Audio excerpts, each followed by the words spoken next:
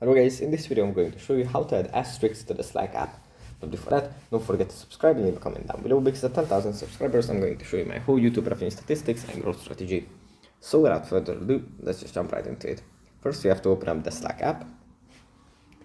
Then it opens up in the home menu where we have our channels, our direct messages. And then we have to tap on General, then on Connect Apps. And here, after the app is loaded, we just have to scroll down, and under the News and Noteworthy category, at the top we find Astrix. We just tap on this, and after this has loaded, there's going to be a button that says Add to Slack, which we can tap, thereby adding it to our workspace, and then we can just use it there. So that's pretty much it for this video. Hope it was helpful for you guys, and I'll see you in the next one. Bye.